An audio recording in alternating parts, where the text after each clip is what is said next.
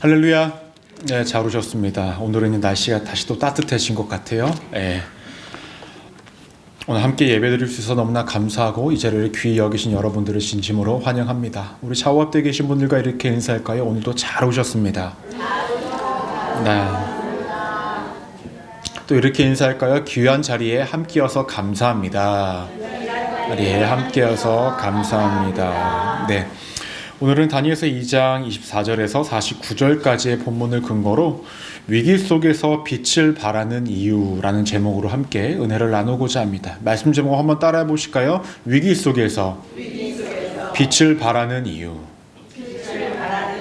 네, 우리가 지난주는 말씀을 어떤 것들을 나눴었냐면 바벨론의 왕이었던 느부갓네살이 꿈을 꾸었지만 그 꿈의 내용과 해석을 강요했었죠. 누구에게? 당시에 바벨론에서 활동을 했던 박수와 당시의 지혜자들에게 알아내라 라고 했지만은 당시에 그 지혜자들은 이것을 알아내지 못하여서 우리가 흔히 얘기하는 죽임을 당하게 되는 상황이었습니다. 근데 이 죽음을 당하게 되는 대상이 당시의 지혜자들에 속하였던 다니엘과 세 친구들도 속하여지는 상황이었어요. 때문에 근위대장이었던 아리옥이 다니엘을 찾아갔는데 다니엘이 왜 이렇게 사람들이 죽어나가냐, 도대체 이러한 상황이 어떻게 발생되어진 것이냐 라고 하면서 당시의 상황을 듣게 됩니다. 그러하다 보니까 이것은 크게 어려운 일이 아니라는 것을 다니엘이 깨닫게 돼요. 물론 자신에게 능력이 있어서 그러한 것이 아니라 하나님이 자신에게 능력을 주시고 하나님이 일하시게 되면은 이 꿈을 알아내는 것과 꿈을 해석하는 것은 큰 문제가 되지 않기 때문에 자신에게 시간을 달라고 이야기하고 그리고 자신을 왕을 만나게 해달라고 이야기를 합니다. 그리고 하나님께 나아가 자신의 친구들과 함께 기도를 함으로 환상을 받게 되고 이제 그 꿈을 말할 수 있게 되었고 그 꿈을 해석할 수 있게 된 상황에 이르러선 것입니다. 오늘 말씀을 보시면 25절에서요 이렇게 시작을 합니다. 이에 아리옥이 다니엘을 데리고 급히 왕 앞에 들어가서 아뢰되 내가 사로잡혀 온 유다 자손 중에서 한 사람을 찾아내었나이다. 그가 그 해석을 왕께 알려드리리이다 하니라 라고 말씀을 합니다. 아리옥이라는 사람이 다니엘을 왕 앞에 데리고 갑니다. 근데 이 다니엘을 소개할 때 어떻게 소개하고 있어요? 유다 자손이라고 소개를 하고 있습니다. 마치 다른 것들을 중요한 게 아니라 유다 자손이라는 것이 중요하듯 이렇게 강조를 하면서 소개를 하는 것처럼 보입니다. 유다 자손이라는 소리를 들었던 느부갓네살의 입장에서는 다니엘이 어떠한 말을 할 것인지 꿈을 알려주고 더 나아가서 꿈을 해석할 것에 대한 어떤 기대감이 있었을까요? 없었을까요? 기대감이 별로 없었을 것입니다. 왜냐하면 유다라는 나라는 작디 작은 나라였고 더 나아가서 이 다니엘이라는 사람은 포로로 끌려왔던 사람 아닙니까? 무엇보다 당시의 전쟁은 늘 말씀드리지만 신들의 전쟁이었잖아요. 근데 바벨론의 신이 이미 유다의 신을 이긴 것과 다름이 없지 않습니까? 유다 사람들이 포로로 끌려왔기 때문에 자신들의 신을 믿고 따랐던 그 지혜자들도 그 꿈을 알지 못하였고 꿈을 해석하지 못한 상황 속에서 그 자신들이 섬기는 신보다 약하다고 여겨지는 유다 민족의 한 포로로 끌려왔던 한 사람이 그 꿈을 알고 꿈을 해석할 수 있을 거라는 어떤 기대감을 가질 수가 없다라는 거죠. 때문에 기대감 없이 부르기는 합니다. 그런데 어차피 이것을 해석하지 못하고 알지 못하면 다니엘은 죽게 되니 죽기 전에 이야기나 들어보자 라는 심정으로 아마 다니엘을 데리고 왔고 그 이야기를 듣게 되는 것 같습니다. 그런데 다니엘이 느부갓네살 왕을 처음으로 마주했을 때 했던 말이 무엇이냐면 27절 말씀을 보니까 다니엘이 왕 앞에 대답하여 이르되 왕이 물으신 바 은밀한 것은 지혜자나 술객이나 박수나 점쟁이가 능히 알게 보일 수 없으되 라고 이렇게 말을 합니다. 느부갓네살이 꾸었던 꿈이라는 것은 은밀한 것이라는 거예요. 일부러 감추어진 것이고 철저하게 숨겨진 것이다 라고 이렇게 이야기를 하고 있습니다. 때문에 지혜자나 술객이나 그 누구도 이것들을 온전히 해석할 수 없는 것이다 라고 이야기를 하고 있습니다. 다니엘이 이렇게 느부갓네살 왕 앞에서 고백을 하는 이유가 무엇일까요? 다니엘 자신도 자신의 지혜로는 자신이 알고 있는 것으로는 이것을 해석할 수도 없고 감추어진 것을 드러낼 수도 없다라는 거예요.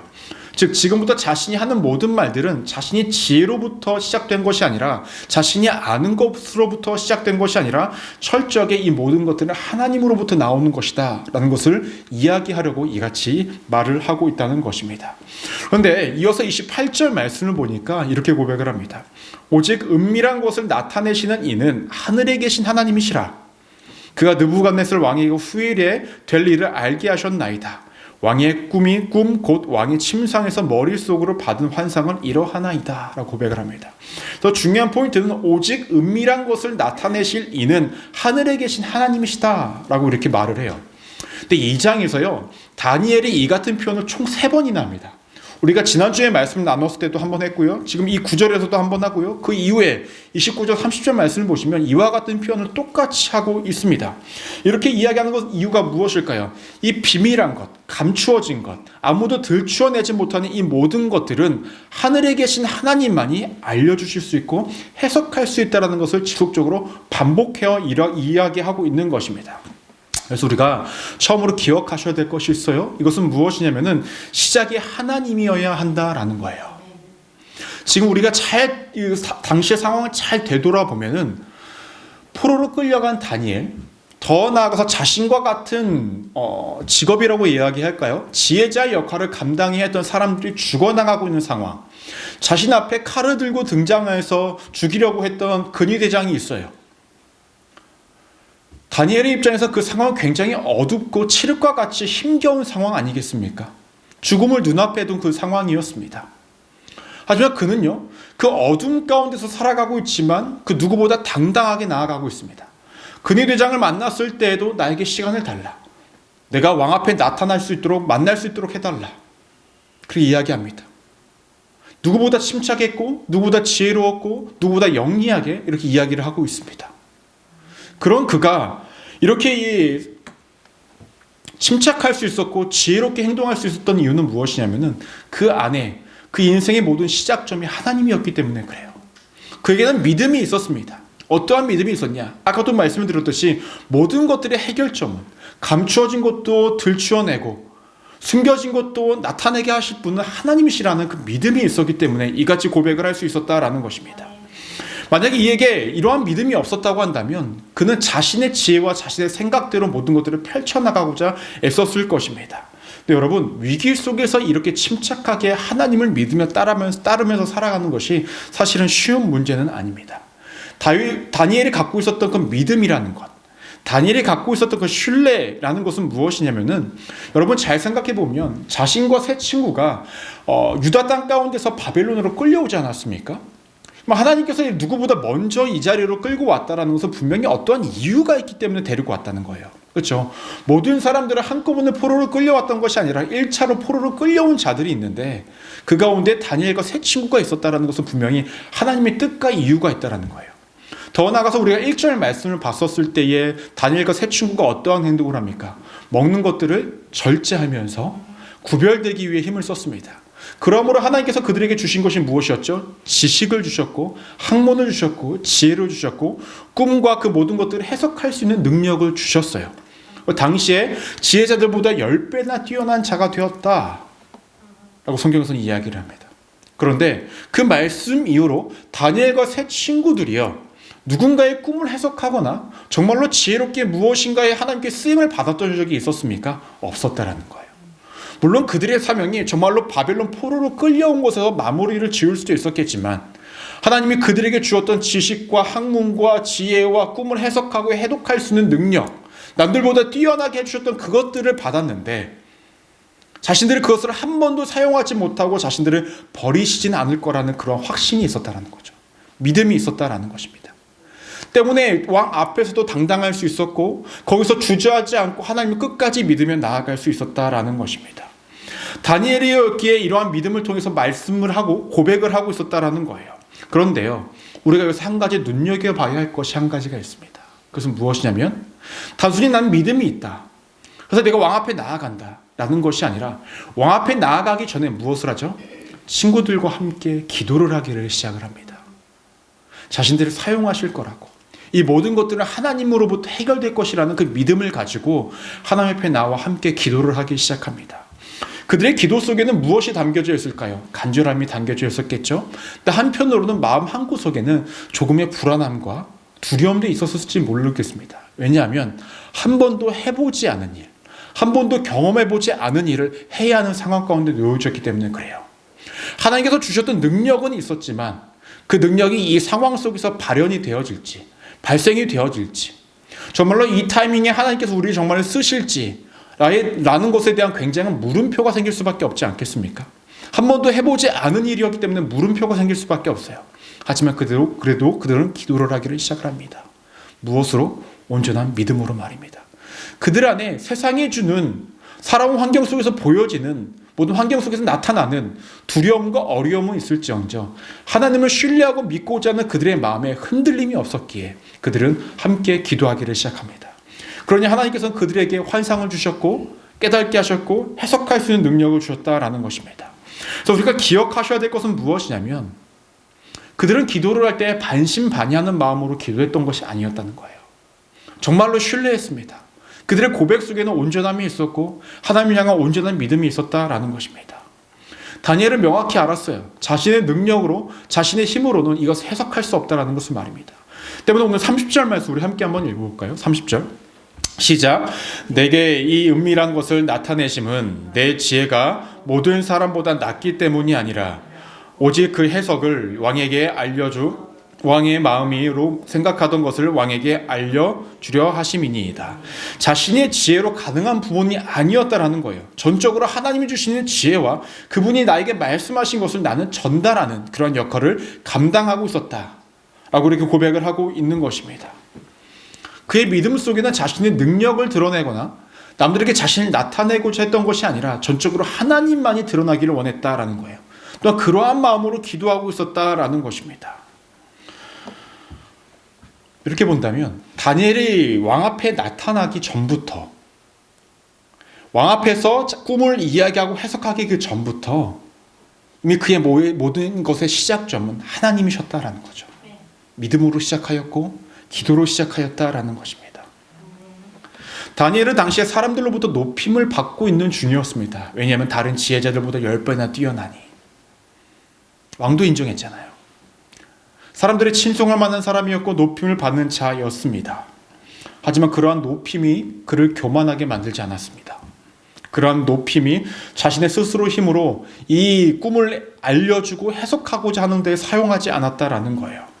자신을 높이신 분도 하나님이시기에 자신이 쓰실 것도 하나님이심을 알기에 그는 끝까지 하나님께 기대어 나아가는 그런 모습을 보이고 있었다라는 것입니다.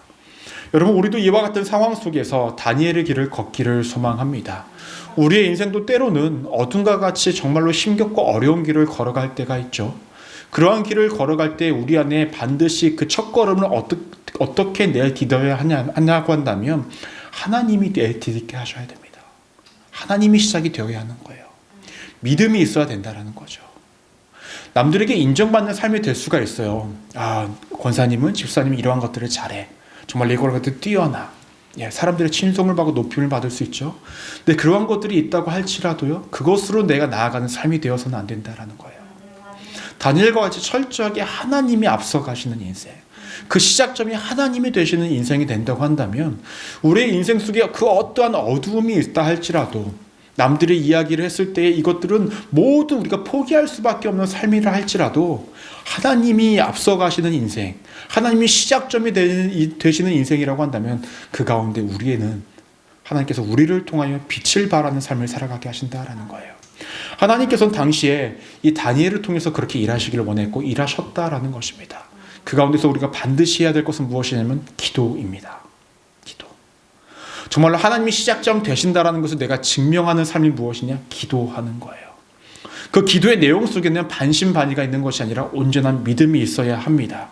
그리고 기도 속에서는 분명한 것이 한 가지가 더 포함이 되어야 합니다. 무엇이냐면 나를 내려놓는 기도가 함께 포함이 되어져야 합니다. 믿으십니까? 행여나 내가, 내 생각이, 나의 행동이 하나님 뜻보다 앞서가고 있는 것은 아닌지, 하나님 뜻이라고 입술로는 고백하고 있지만 그 안에 나의 행동 속에는 내가 하고 있는 것은 아닌지를 우리가 늘 되돌아볼 수 있어야 한다는 것입니다. 여러분, 세상은 어둡다라고 이야기합니다. 칠흑같이 어둡다라고 이야기합니다. 하지만 여러분들의 삶은 빛이 될 수 있습니다. 그리고 여러분들을 통하여서 비추어지는 그 빛으로 주변 사람들도 그 빛을 따라 주께로 나아갈 수 있다는 거죠. 근데 그때 우리가 증명하고 보유할 것은 무엇이냐면 하나님이 우리를 인도하고 계시고 하나님이 나를 이끄시고 하나님이 내 인생의 시작점이 되심을 주변 사람들에게도 보일 수 있는 인생이 되시기를 주님의 이름으로 간절히 축원합니다. 이어서 말씀을 보시면 다니엘이 이제 왕이 꾼 꿈에 대해서 이제 내용을 말하여 주기를 시작합니다. 31절 말씀 우리 함께 한번 읽어볼까요? 31절 시작. 왕이여, 왕이 한 큰 신상을 보셨나이다. 그 신상이 왕의 앞에 섰는데 크고 광채가 매우 찬란하여 그 모양이 심히 두려우니 라고 이야기합니다. 그 이후의 말씀을 보면요, 그 신상의 모양이 등장을 합니다. 머리 쪽은 금으로 되어 있대요. 그리고 가슴과 두 팔은 은으로 되어 있대요. 배와 넓적다리는 노수로 되어 있고 종아리는 쇠로 되어 있고 발은 새와 진흙으로 만들어져 있다고 성경에서는 이야기를 합니다. 그리고 이어서 34절과 35절 좀 길지만 함께 한번 읽어볼까요? 시작. 또 왕이 보신즉 손대지 아니한 돌이 나와서 신상의 새와 진흙에 발을 쳐서 부서뜨리매 그때에 새와 진흙과 녹과 은과 금이 다 부서져 여름 타작 마당에 겨같이 되어 바람에 불려 간 곳이 없었고 우상을 친 돌은 태산을 이루어 온 새에 가득하여 떠나이다. 아멘. 머리는 금이래요. 팔과 가슴 쪽은 은이래요. 배와 넓적다리는 노시래요. 종아리는 쇠, 발은 새와 진흙이 이렇게 함께 있었다라고 이야기를 합니다. 참 신기하지 않습니까? 우리가 보통 신상을 만들면 하나로 다 만들잖아요. 그리고 보통 신상을 크게 만들수록 어디가 튼튼해야 돼요? 하체가 튼튼해야 돼요. 그렇죠? 근데 상체가 제일 튼튼해요. 머리가 금 제일 무겁고 제 밑에는 뭐로 되어 있습니까? 새와 진흙. 무슨 이게 무엇인가라는 거죠. 다니엘이 해석을 하기를 시작하는데 다니엘의 해석에 대한 성경을 연구하는 학자들의 해석이 정말로 좀 다양합니다. 그리고 제가 지금 말씀드리는 해석은 가장 일반적인 해석이라는 것을 전제로 말씀을 드리겠습니다. 다니엘이 뭐라고 이야기한 것이냐면은 당시에 금이요, 머리에 해당하는 것은 바벨론이라는 거예요. 그러니까 지금 느부갓네살 왕을 의미합니다. 그 누구보다 존귀하고 화려하고 가장 머리 쪽에 있는 존재라는 거죠. 그만큼 강하다라는 거예요. 그런데 그 이후에 등장할 제국들이 등장을 한다는 것입니다. 여러분 잘 알다시피요, 바벨론이라는 제국도요 영원했었습니까? 아니에요. 그렇게 강했는데요, 실제적으로 이들이 대권을 잡았던 그 시기는요 한 세기가 안 됩니다. 66년 정도만 통치를 하고요, 그 다음에 정권이 바뀌어 버립니다. 누구에게 바뀌냐면은 메데와 바사 연합군한테 바뀌어요. 우리가 흔히 알고 있는 페르시아한테 바뀌게 됩니다. 그들이 누구냐? 우리가 좀 전에 이야기했던 팔과 가슴에 해당하는 은에 해당한다는 거예요. 이런 페르시아, 이 메데와 바사는 또 영원하냐? 그렇지 않다라는 거예요. 누가 그 다음에 등장하면은 헬라가 등장을 합니다. 헬라는 누구에 속합니까? 배와 넓적다리, 노새에 해당을 한다는 거예요. 그럼 이들은 또 영원하냐? 그렇지 않죠. 그 다음에 누가 등장하죠? 우리가 잘 알고 있던 로마가 등장을 합니다. 로마가 누굽니까? 당시의 종아리, 개를 의미한다라는 거예요. 이렇게 앞으로의 꿈을 보니 해석을 하니까 이 네 개의 어떤 큰 제국들이 순차적으로 나타날 것이다 라고 이야기를 합니다. 그러면 아까 우리가 읽었던 34절과 35절 말씀에서 등장했던 그 돌은 무엇을 의미하냐라는 거예요. 돌. 그 무엇을 의미하면 예수 그리스도를 나타내는 거예요. 예수 그리스도. 참 우리가 어이가 없는 게 무엇입니까? 금과 음과 새와 진흙과 새가 함께 있어요. 이것들과 비교를 했을 때에 돌이 강합니까? 이 금과 음과 새 이런 것들이 강합니까? 금과 음과 새가 더 강하지 않습니까? 근데 이것을 발을 쳤는데 이것이 다 무너져 버렸대요. 여러분, 예수 그리스도께서 이 땅 가운데 오셨을 때에 군사적으로나 심적으로 육적으로 강한 모습으로 오셨나요? 그렇지 않아요. 평화의 왕으로 오셨죠. 남들이 봤을 때는 정말로 보잘것없는 것처럼 여겨졌던 돌, 힘이 없는 것처럼 여겼던 그 돌이 세상의 제국들, 강함이라고 여겼던 그 모든 것들을 한 번에 다 무너지게 한다는 거예요. 그리고 세워졌던 것들이 무엇이냐면 하나님의 나라가 세워진다는 거죠. 그 하나님의 나라는 무너지지 않고 그 다음에 제국이 또 하나님의 나라를 없애고 세우는 것이 아니라 그것은 영원할 거다 라고 이렇게 말씀을 하고 있는 것입니다. 때문에 44절 말씀을 보시면 이렇게 언급합니다.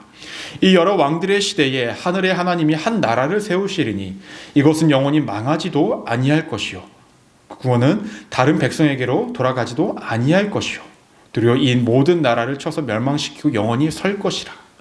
기존에 있던 나라들처럼 무너지고 다시 세워지는 것이 아니라 영원하다라는 거예요. 다니엘은 이 사실을, 이 꿈의 해석을 누구에게 보여주고 있습니까? 느부갓네살 왕에게 해석하여 주고 있다라는 거예요. 근데 이러한 상황 속에서도 다니엘이 잊지 않았던 것이 있는데 그것은 무엇이냐면은 과정도 하나님이었다라는 거예요. 과정도 하나님이었다. 오늘 말씀 속에서 다니엘이 하는 말들 속에는요, 꿈을 해석하기에 느부갓네살 왕에게 시원함을 줄 수 있는 부분이 분명히 있죠. 근데 그 이면에 불편한 부분들도 있습니다. 또한 이 꿈을 해석하는 데 있어서 같은 민족의 유다 백성들에게도 마음의 불편함을 주는 부분들이 분명히 있다라는 거예요. 어떠한 부분이었냐면은 잘 생각해 보십시오. 분명히 머리는 금이어서 화려하고 웅장하고 튼튼해 보이고 하는데 그것이 영원할 거라고 이야기하고 있습니까? 아니요. 그 바벨론은 무너질 거라고 이야기를 합니다. 그러면 느부갓네살의 입장에서는 어떠한 생각이 들었을까요? 아, 우리가 정말로 강하고 화려하구나 라는 생각과 더불어서 우리가 무너진다고? 라는 생각에 그 마음의 근심이 함께 들 수밖에 없는 상황이었다라는 것입니다. 다른 제국이 등장한다고? 라는 생각에 마음의 불안함이 들 수밖에 없었겠죠. 그런데 다니엘이 만약에 머리를 조금만 돌렸다고 한다면 이 해석을요, 지혜롭게, 세상적인 지혜로움을 갖고 할 수도 있었겠죠. 즉 느부갓네살이 듣기에 좋은 말만 할 수 있었다는 거예요. 당신이 이러한 꿈을 꾸지 않았습니까? 이 머리가 당신입니다. 그것 또한 주변 나라들보다요, 이 바벨론이라는 나라, 당신이 느부갓네살 왕, 당신이 화려하고 강한 왕이라는 것을 꿈속에서 보여주는 것임이 다까지만 하고 끝내도 돼요. 그렇지 않습니까? 그렇잖아요. 그것까지만 해도요, 꿈 해석한 거예요. 만약에요, 이 느부갓네살이요, 인격이 파탄자예요. 그래서 다니엘의 한 해석이 듣기에 좋지 않아서 야, 쟤 쓸데없는 소리 다 하지 못하게 하고 쟤 잡아다가 죽여 라고 할 수도 있는 건 아니겠습니까? 한 사람 죽이는 거 일도 아니에요. 그렇게 할 수 있어요. 다니엘도 그렇게 할 수 있었다는 것을 알았을까요? 몰랐을까요? 알고 있죠. 이미 많은 지혜자들을 다 죽여나갔잖아요. 다니엘은 거기서 해석을 멈추지 않습니다. 모든 것들을 그대로 다 해석해 나갑니다. 하나님이 주신 메시지, 하나님 주신 해석 하나도 빼놓지 않고 그 무엇 더하지도 않고 모든 것들을 다 이야기하고 있었다라는 거예요. 그 과정 속에서도 하나님을 배제하거나 뺐던 것이 아니라 하나님 주신 말씀 그대로 하고 있다는 것입니다. 그러면 같은 민족인 유다 백성들에게는 어떠한 마음을 주었을까라는 것입니다. 유다 백성들이 기대하고 있는 삶은 무엇일까요? 이 바벨론 포로로 끌려오고 이렇게 살아가는 것이 얼른 끝나기를 바랬을 것입니다. 그럼 유다 백성들이 원했던 것은 이 바벨론이라는 나라의 통치가 끝나면 다음에 전 세계의 어떠한 주도권을 잡는 것이 자신들이 되기를 원하는 꿈의 해석을 원했을 거예요. 그렇지 않습니까? 근데 다니엘을 뭐라고 합니까? 그 다음에는 메대와 바사, 다른 민족들이, 제국들이 통치를 해나갈 것이다. 그 가운데 유다가 있었습니까? 없어요. 그럼 이 이야기를 들었던 유다 민족의 사람들은 어떠한 생각이 들었을까요? 마음에 실망감이 있었겠죠. 또 다니엘을 향하여서 네가 뭘 하냐고, 네가 뭔데 그렇게 앞으로를 해석하냐고 이렇게 이야기할 수밖에 없었겠죠. 제가 왜 이렇게 말씀을 드리냐면요, 우리가 잘 알고 있듯이 구약 성경을 보면 거짓 선지자들이 늘 많이 있었습니다. 통일 왕국으로 이루었던 이스라엘이라는 나라가 두 개로 나눠지지 않습니까? 그 가운데 북이스라엘이 먼저 무너졌고 지금 이제 남유다는 포로로 끌려온 상황이었습니다. 그 가운데 가장 큰 문제 중에 하나가 무엇이었냐면 거짓 선지자들이 있었다는 거예요. 사람이란 존재가요, 늘 듣기 좋은 것들을 듣고 싶어 해요. 물론 우리가 머리는 알아요. 아, 내가 듣기 좋은 것만 들어서는 안 돼. 때로 나를 불편하게 하는 것도 들어야 되고 그것을 통해서 나를 되돌아봐야 돼 라는 것을 우리가 모두가 다 알고 있어요. 하지만 막상 들으면 기분 나쁘거든요. 그렇죠? 기분 나쁘거든요. 그 당시에 이스라엘 백성들이 듣고 싶었던 것들은 희망찬 내용들이었거든요. 때문에 당시에 선지자들이 거짓을 선포하기를 시작합니다. 하나님께서는 분명히 회개하라, 회개를 외쳐야 된다 라고 이야기를 하는데 거짓 선지자는 뭐라고 이야기합니까? 너네 잘하고 있어, 잘하고 있어, 그리고 재물을 받는 거죠. 잘하고 있다고. 그리고 하나님께서 원하시는 메시지는 무엇이었냐면 너네 하나님을 의지해야 돼. 하나님만 의지해야 돼. 라고 하는데 거짓 선지자들은 괜찮아. 지금 저 나라가 강하니까 저 나라와 함께 연합을 해. 거짓을 선포합니다. 그렇게 함으로 그들의 민족의 어떠한 신앙은 철저하게 무너질 수밖에 없었겠죠. 그리고 지금 이 상황까지 이르게 된 것입니다. 사실 다니엘도 할 수 있는 부분 아니겠습니까? 꿈의 내용과 해석을 말하는 데에서 일정 부분만 이야기할 수 있어요. 그리고 조금 돌려서 이야기할 수도 있었겠죠. 그리고 유다 사람들이 희망을 품게 만들 수도 있었을 것입니다. 그리고 사람들로부터 칭찬도 받고요. 사람들로부터 높임도 받을 수 있었을 것입니다. 하지만 다니엘은 그렇게 하지 않았습니다. 자신은 여전히 가야 할 길이 무엇인지를 알았다라는 거죠. 자신이 가야 할 길은 하나님이 주신 메시지 그대로 그 무엇 하나 빼지 않고 더하지도 않으며 주신 말씀 그대로 선포하는 것이 그의 삶이라는 것을 알았습니다. 아직까지 어떠한 결과가 나타나지는 않았지만 그 과정 속에서 다니엘은 등장하지 않았고 하나님의 말씀만, 하나님만이 등장하고 있었다라는 것입니다. 자신을 높이려 한 것이 아니라 하나님을 높이기를 원했고 자신이 드러나고자 했던 메시지를 전했던 것이 아니라 하나님의 뜻이 드러나기를 원했던 메시지만 전하고 있었다라는 것입니다. 여러분, 많은 사람들이요, 그 시작은 하나님의 뜻이라고 여기면서 시작하시는 분들을 굉장히 많이 있습니다. 하지만 그 과정 속에서 하나님을 잃어버리시는 분들이 굉장히 많아요. 현실적인 문제 앞에서 여러 가지 어려움을 통하여서 시작은 하나님으로 시작하였지만 그 과정 속에서 하나님을 잃어버리고 내 생각을 더하거나 빼면서 더 이상 하나님의 뜻과는 관계없는 것들을 하나님의 뜻인 양, 그 가운데 하나님이 전부 계신 양 스스로가 믿으며 살아가시는 분들이 많이 있다라는 거죠. 우리가 버려야 할 모습 중에 하나라는 것입니다. 시작이 하나님으로부터 시작되었다고 내 과정이 다 하나님이 함께 계시냐? 하나님만 계시냐? 우리가 쉽게 단언할 수 있는 부분은 아니라는 것입니다. 쉽게 타협할 수 있는 것이 우리의 마음이고요. 쉽게 타협하고 싶은 것이 우리의 생각이라는 것입니다. 그런데 다니엘은 그러하지 않았다라는 거죠. 오직 하나님의 말씀만. 사람의 눈치를 보는 것이 아니라 하나님의 시선을 바라봤고 사람들의 말에 귀를 기울였던 것이 아니라 하나님의 말씀에 귀를 기울였고 자신의 뜻을 펼쳤던 것이 아니라 하나님의 뜻을 펼치기 위해서 그 모든 과정 속에서 하나님만 계시게 했다라는 거죠. 저 여러분들이 그러한 삶이 되시기를 소망합니다. 환경에 따라 흔들리지 마십시오. 환경에 따라 타협하지 마십시오. 우리가 가야 할 주의 사명이 각자에게 주어졌다고 한다면 그 길 우리가 가야 합니다. 우리가 하나라도 놓치고 있었다고 한다면, 하나라도 버리고 있었다고 한다면 그것은 더 이상 하나님의 뜻이 아니라 내 뜻입니다. 내가 놓치고 있는 하나님이 무엇인지, 내 삶 가운데 내가 뒤로 팽겨쳐 버렸던 하나님의 뜻은 무엇인지를 다시금 되돌아보며 내 삶의 과정 속에서 가운데 하나님만이 계신지를 늘 되돌아보며 어두운 세상 속에서 여러분들의 빛이 되시기를 주님의 이름으로 간절히 축원합니다. 꿈을 이렇게 해석을 하니까요, 느부갓네살 반응이요, 이전과는 완전히 다릅니다. 이전에는 의심의 눈초리로 봤다고 한다면 46절을 함께 한번 읽어볼까요?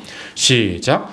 이에 느부갓네살 왕이 엎드려 다니엘에게 절하고 명하여 예물과 향품을 그에게 주게 하니라 라고 말씀합니다. 여러분, 흔히 얘기하면 제가 만약에 다니엘이라고 그냥 가정을 해볼게요.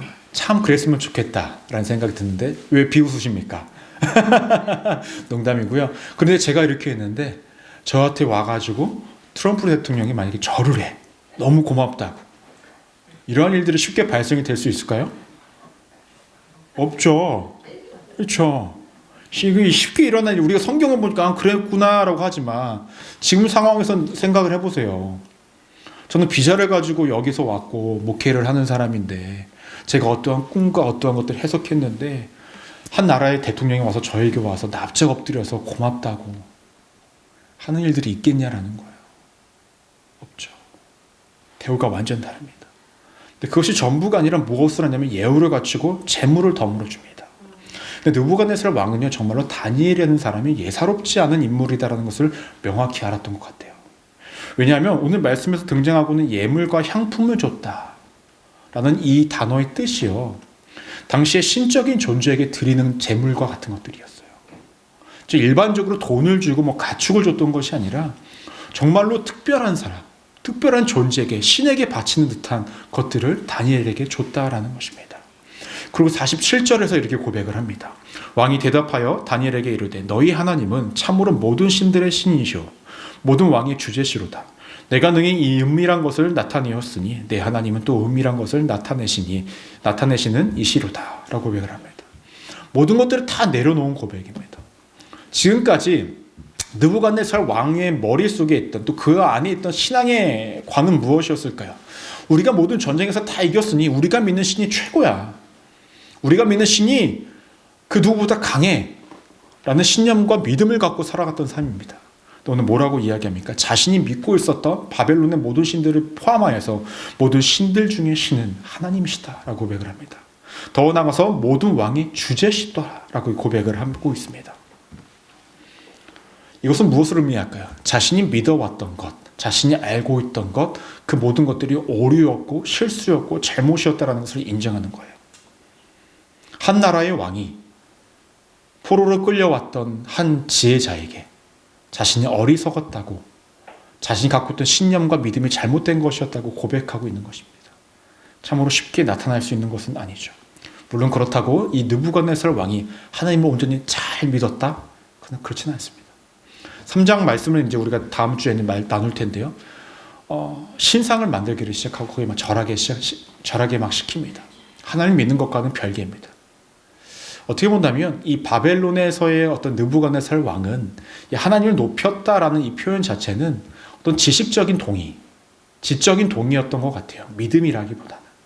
아무튼 넘어가서 중요한 것은 이렇게 하나님께서 다니엘을 사용하심으로 통해서 어떠한 일이 발생이 되어졌습니까? 꿈을 알게 하고 해석을 했습니다. 그 결과로 다니엘을 그 누구보다 높여서 나라를 다스리게 합니다. 또 그의 세 친구들도 각 지역을 지방에 보내서 다스리는 역할을 감당하게 했다라는 거예요. 그들을 높이셨다라는 것입니다. 그래서 우리가 마지막으로 기억하셔야 할 것이 있어요. 무엇이냐면 끝도 하나님이었다라는 거예요. 끝도 하나님이었다. 다니엘은요 참 재밌는 사람인 게 뭐냐면 꿈을 해석한 다음에 어떠한 말도 하고 있지 않아요. 어떠한 말도 하고 있지 않아요. 느부갓네살 왕이 막 너네 하나님은 어떠한 분이다 막 고백을 하고 있는데요. 다니엘은 어떠한 말도 하고 있지 않습니다.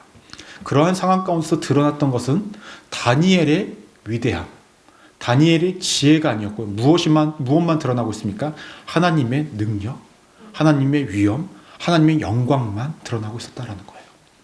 우리가 이 세상 속에서 살아가면서요, 내가 어떠한 하나님께 쓰임을 받아 어떠한 일을 했는데 그것 가운데 내가 드러나고 있다고 한다면 그 끝은 하나님이 계신 게 아니겠죠. 누가 드러나야 돼요? 하나님이 드러나셔야 되죠. 모든 것들의 결과 속에 드러나는 것은 하나님만 드러나고 있었다라는 것입니다. 어떻게 본다면요, 우리가 하나님의 뜻에 따라 나아가는 그 삶을 살았을 때에 어떠한 결과가 나타났을 때에 차라리 우리는 침묵하는 것이 나을지 모릅니다. 침묵하는 것이. 사람들의 주변에서 막 김민호 목사 막 이렇게 하면 저는 어떻게 될까요? 어깨가 탁 이렇게 올라가가지고 네. 이러고 다니겠죠. 저는 아니에요 하다 어느 순간 제가 말입니다. 그게 사람이에요. 그러니까 차라리 아무 말도 하지 않고 침묵을 하는 것이 차라리 죄악으로부터 멀어질 수 있는 길이고 나를 흔들 수 있는 그 길로부터 멀어질 수 있는 길이라는 거죠. 다니엘은 그것을 선택했다라는 거예요. 침묵으로 하나님이 하신 행정만 남게 했다라는 것입니다. 그랬더니 그 꿈의 해석의 결과는 무엇이었죠? 넉넉히 하나님께서 보여주셨습니다. 다니엘과 세 친구를 그 누구보다 높게 하셨습니다. 성경에선 명확하게 언급되어지지 않지만 왕을 통하여서 많은 지혜자들을 죽이는 상황 속에 있지 않았습니까? 그 살육도 멈춰섰을 거예요. 그럼 바벨론의 그 지혜자들도 알게 되었겠죠. 우리가 믿던 신이 최고가 아니었구나. 저들이 믿는 하나님이 정말로 위대하신 분이구나 라는 것도 또 깨닫게 되었을 것입니다. 즉 이 지혜롭게 행동했던 처음부터 중간까지 끝까지 하나님이었던 다니엘의 이 모습을 통하여서 자신과 자신의 친구들의 목숨을 건지는 것은 넘어서서 바벨론 사람들, 이방 민족의 사람들까지 살게 하였고 느부갓네살 왕의 그 마음의 답답함도 해결하는 일까지 보였다라는 것입니다. 우리가 주일날 함께 나눴던 시편 21편 말씀을 보시면 우리가 그때 무엇을 나눴습니까? 당시에 왕과 백성들이 구하였던 것 이상의 것을 하나님이 주셨다라는 것을 나눴었죠. 그들이 구했던 것은 전쟁의 승리였고 전쟁의 승리를 통해서 구하는 것은 생명이었습니다. 근데 그들에게 무엇을 주셨습니까? 장수도 허락하십니다. 또 그들에게 왕에게 뭘 입히셨습니까? 영광과 존귀를 입혔다라고 성경에서는 이야기를 합니다. 다니엘이 기대고 바랬던 것 이상의 것들을 누구에게? 다니엘에게 보여주고 계셨고, 그래서 성취하신 분이 누구셨냐? 하나님이셨다라는 것입니다. 다니엘의 삶을 다시 한번 되돌아보겠습니다. 그 시작이 하나님이었어요. 그 과정도, 그 중간도 하나님이었습니다. 그 끝도 하나님이었습니다. 그러니 모든 자신의 상황 속에서 죽음을 앞둔 그 상황 속에서도 그는 담대하게 믿음으로 나아갈 수 있었고, 믿음으로 고백할 수 있었고, 믿음으로 침묵할 수 있었다라는 것입니다. 저 여러분들의 세상 속에서 이러한 삶을 살아가시기를 소망합니다. 여러분들은 빛이 될 수 있습니다. 이미 성경에서 뭐라고 이야기합니까? 여러분은 빛이라고 말합니다. 예수님께서 빛과 소금의 설교를 하시면서 너희는 이미 빛이다 고백을 하십니다. 빛이 빛을 잃는 경우는 딱 하나입니다. 그가 하나님 곁을 떠날 때입니다. 처음에도 하나님이 계시지 않는다면, 중간에도 빠진다면, 끝도 빠진다면, 그 어느 곳 한 곳에서 빠지면 더 이상 그것은 하나님의 뜻이 아니라는 것입니다. 처음부터 끝까지 모든 것들이 하나님과 함께하였고, 하나님의 뜻만이 있었고, 하나님의 동행하심이 있었고, 하나님의 함께하심만 있었기 때문에 다니엘은 그 어둠 속에서도 빛을 발할 수 있었다라는 거죠. 여러분들의 삶이 늘 이렇게 빛을 발하는 삶이 되기를 소망합니다. 처음과 과정과 끝, 늘 주님과 함께 하시는 우리 믿음의 성도님들 되시기를 주님의 이름으로 간절히 축원합니다. 기도하시겠습니다.